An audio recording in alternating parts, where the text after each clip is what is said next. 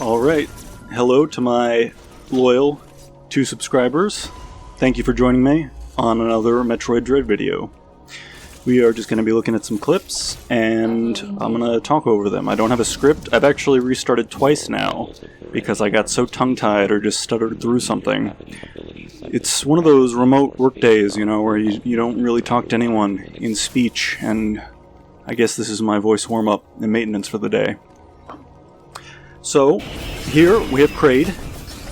He's a classic, I think. I don't remember exactly how far back he goes, but far back enough to be in the, correct me if I'm wrong if you know it, the original Super Smash Bros. 1996. So Kraid is an OG in Metroid for sure. And he was fun, kind of a gross boss battle. I'm sure there's a clip in here somewhere where he's got like some kind of belly issue.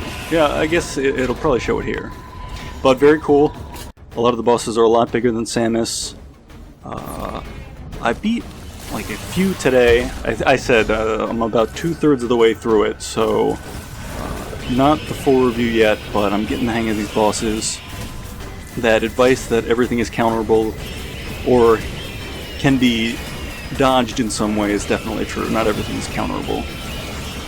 Mostly yellow flashes and that's about it. You'll get a white glimmer sometimes. These guys might show it. Like that red thing is not counterable. That red attack that the gold guy just did. But the blue version of that is. And so you can kind of, well, with 2 it was really too much trouble, but a good counter is usually worth it. In terms of you get health back, ammo back, and a chance to just kind of punish them while they're in a stun state. I wasn't able to do it in this one. This was too tough. I actually got stuck on this one and then woke up, played it the next morning, no problem. This clam was also interesting. This was more of a like moving around the room, and there's been a few of those too. I described earlier today that I like that these bosses are at the first time is completely bewildering and frustrating and you'll die, at least for me. But then you figure out the mechanism and it just kind of becomes like a moving puzzle that you have to do without making too many mistakes. So that big clam was cool. These guys are tricky. They'll get you. I don't remember if oh yeah, I guess that was a stun, which are hard to do, but satisfying. Again, just that yellow glint. That was me trying to stealth out of it. A little too late. But that, if you can time those glints, you'll escape them. Oh man, I guess I was really doing it this time. And that makes up for me forgetting that the charge shot would open that door. And I panicked to get away. Parasite X becomes a thing. That's what the little jello things are. I'm not sure whether I prefer that to the pink orbs and ammo traditionally that you get, but you will eventually just start getting gelatin rewards for everything that you kill. And it also makes some of the enemies tougher. It's me falling in lava. Makes some of the enemies tougher and makes them, they can respawn and like try again as a second form, which is interesting. I'm not sure of that. I should remember, because I played the first Parasite X game on DS or maybe Game Boy Advance, and that was, I don't remember if they'd had that mechanic, but anyway, I'm getting caught up in a clip that ended a while ago. See, this is good practice for me, because to just think of something to say for 8 minutes is a skill that I used to have and would like to regain. This is the grappling hook, which is pretty cool. You can see it has little physics or momentum puzzles. You can do some like Tarzan vine swinging puzzles, which are pretty neat. Underwater is so frustrating and it is so satisfying. It's funny, they feed you kind of very piecemeal. Water not being awful, where you get, I forget what it's called, the spin jump or the space jump, and that's really useful, but doesn't do that much underwater, very limited underwater, and then you finally get the gravity suit, and then it's like, you can play underwater, and it's a relief. I don't know. Maybe that's like figuring out the bosses too. Oh, I think this is before I had the unlock I needed for that, so spoiler, you need these puzzles that seem like they might just be really hard, like aiming puzzles. You'll get like a lock-on thing that lets you... Yeah, this is me failing to realize that a later power-up would just do this for me. You can fire, I think, 5 missiles at once.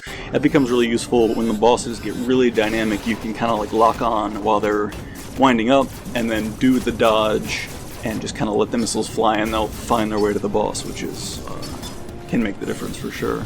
I think I've used the lock-on missiles to good success with every boss since I unlocked them. I'm not sure what I'm doing here. I seem to be just puzzling through this room and bumping into enemies. I might have been showing off... Oh, this is a cutscene, actually. This is worth it. Samus does have a few VA lines in this. She speaks them in Chozo, which is cool. So she doesn't speak... You don't hear her speak any human language, but you do get a sense of her voice, which is interesting. Was fun for me. It's just a cool cinematic. You unlock heat resistance. I guess that last clip was just to show you get heat resistance pretty early on. The cold resistance, it takes a while, actually. And then it immediately becomes kind of a thing because they... Well, maybe you don't want to know that part. That might be too much of a spoiler, so I'll say that some of the maps change, and you're immediately like, oh, this isn't even a fun thing. This is just immediately put to mandatory use. That's all. I'm not sure why. I guess the cutscene, the travel, and the loading screens are pretty aesthetically pleasing. You get bored of them, of course, eventually, but it shows her in the shuttle or teleporting or in an elevator, and that's a nice way to disguise.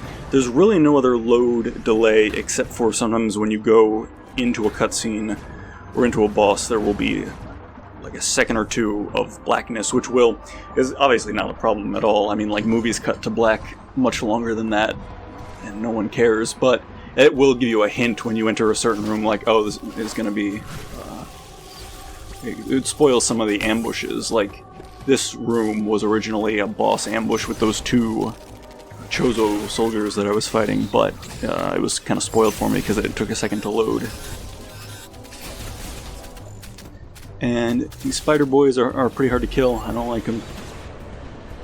That's all I have to say about that.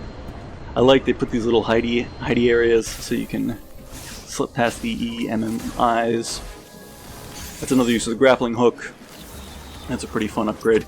They've had every upgrade that I'm aware of in Metroid so far. So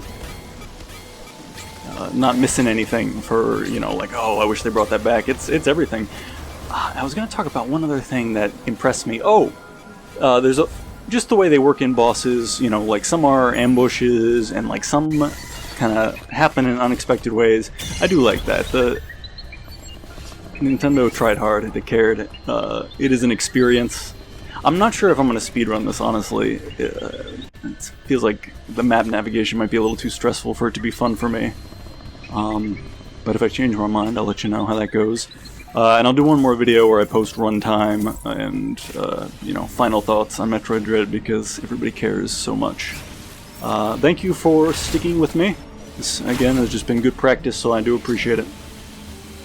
See you next time.